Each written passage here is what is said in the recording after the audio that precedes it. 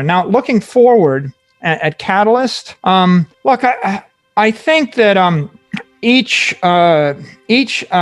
public announcement, each public commitment is one more catalyst to the next. So I made my announcement corporately, the first one, and that got some people's attention. They said, well, I mean, that's something. Well, first announcement, by the way, you can see this on Twitter. MicroStrategy said, we're considering Bitcoin and silver and gold and stocks and bonds. And I love the Bitcoiners. I love crypto Twitter, because you know what happened when we put that out there? Every investor in the world ignored it, except some Bitcoiner found it, and they posted, MicroStrategy is considered Bitcoin. I'm reading, I'm like, whoa, man, talk about confident in their beliefs. It's like MicroStrategy is considering Bitcoin. They pulled that out and they started blasting that. That was news. A week later, we announced we bought 250 million. That was another news. A month later, but then it was like, oh, MicroStrategy's got an investment. Is it, is it a speculation? Whatever. Then a month later, oh yeah, we bought a lot more. In fact, by a month later, 90% of our discretionary cash was in Bitcoin. And that's, people are trying to get their heads around that. And then a bit after that, we saw the move by Square, and Jack bought us 50 million, and that was great. And then we saw Stone Ridge, and I think that was great. Where Ross said, it's in our treasury. And then he said, the US dollar is weakening against Bitcoin 70% over the past 2 years. And that causes someone to stop and think, okay, well, legitimate, sophisticated institutional money managers are thinking about the world differently. And the Paul Tudor Jones thing was thinking about the world differently. I think you're going to see over the next 12 months, you're going to see waves of more announcements. Well, for example, we saw PayPal, big announcement. Square is 30 million person mobile bank. PayPal is 300 million user mobile bank. I think as you see tech companies build Bitcoin into their offering, those are catalysts, massive catalysts. As you see you're going to see institutional money managers build Bitcoin into their offering. First it was Fidelity saying you could buy it, but when Fidelity says, well, we've got a Bitcoin fund, you can just wire us $20 million and that'll give you direct exposure to Bitcoin. That's a good thing. And they're talking about it, and I read the press on it, but mutual funds and investment funds, I think that'll be big. I think that when you start to hear institutional investors come out and say, we bought it, right? We bought it. We're going to buy more of it. We bought a lot of it. What happens if Bill Ackman says, I bought $1 billion of it? Right. By the way, he hasn't, but let's go back to Paul Tudor Jones. Paul said, oh, I think I'm putting 1% into it. All the Bitcoiners took a victory lap. This is great. And then he says, oh, I put 2% into it. Okay, well, that's great. Well, my view is he's still not serious yet. Right. I mean, it was nice. It was nice, but it's a little bit patronizing. I mean, to be honest with you, okay, you're an investor and you're telling me that you kind of understand what I'm doing and you're going to put 1% of your portfolio into it because it's kind of an interesting hedge.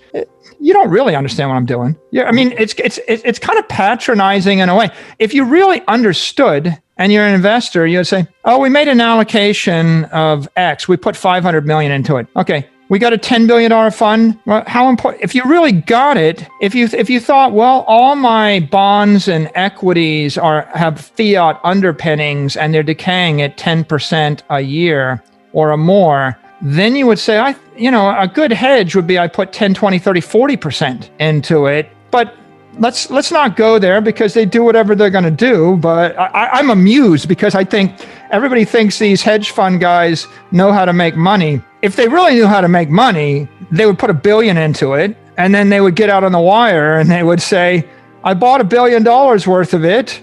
I'm going to buy more. And, and if they were really smart, they would go to the 3 guys they play tennis with in the Hamptons because I know these guys. I've been to the tennis tournament. I've seen it. And each one of them would buy 500 million each. And then they would just successively say, I bought 500 million for my fund. He bought 500 million for his fund. The next week, someone else buys 500 million. By the time 4 of them have bought 500 million, bang, bang, bang, bang, the FOMO kicks in like there is no tomorrow. You remember when Bill Ackman got on television during the crisis and he basically groveled and explained how the world was coming to an end while he was shorting the stock market? He shorted the entire stock market. He said the world was going to come to an end. The market traded down. He covered his bet. He made $2 billion, and then he bragged about it. That was on like a $50 million bet too. There was some crazy asymmetrical return. And yeah, so I mean, my point is these guys do this for a living, right? I mean, this is what they do.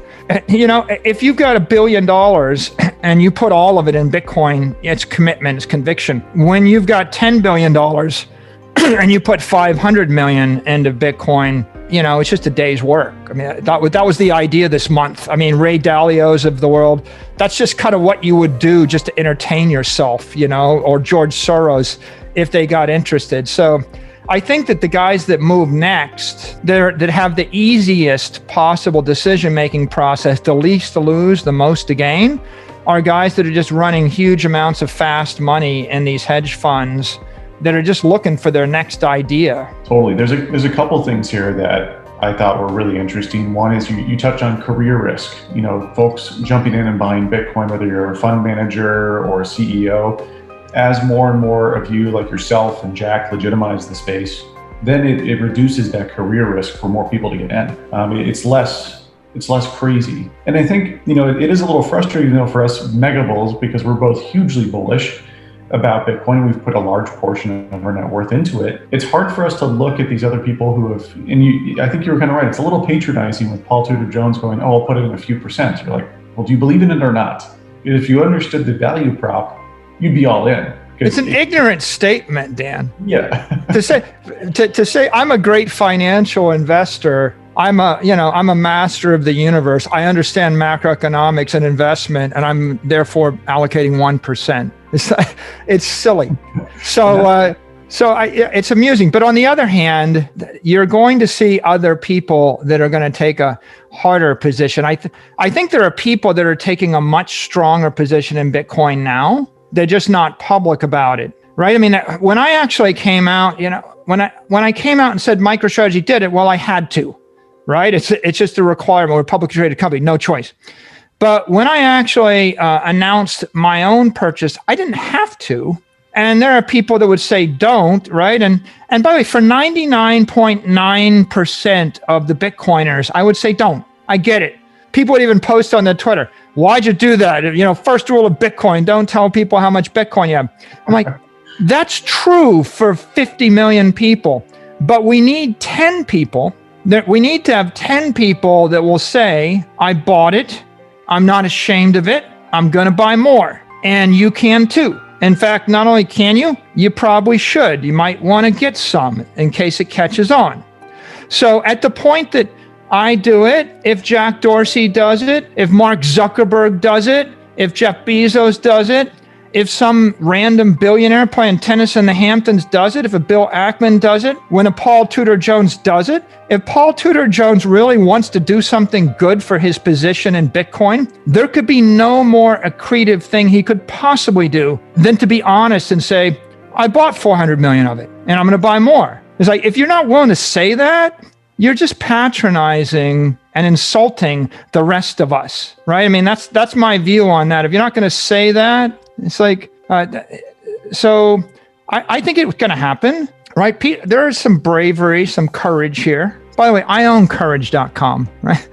I don't think I'm going to path it to Bitcoin, although I could, but there's a difference between buying $250 million worth of Facebook and buying $250 million worth of Apple and buying $250 million worth of sovereign debt or gold. These things are traditional, conventional asset classes that everybody understands. If you were to stand up and say, oh, I bought $250 million worth of Facebook, that's somewhere between vain, and flashy and arrogant or whatever.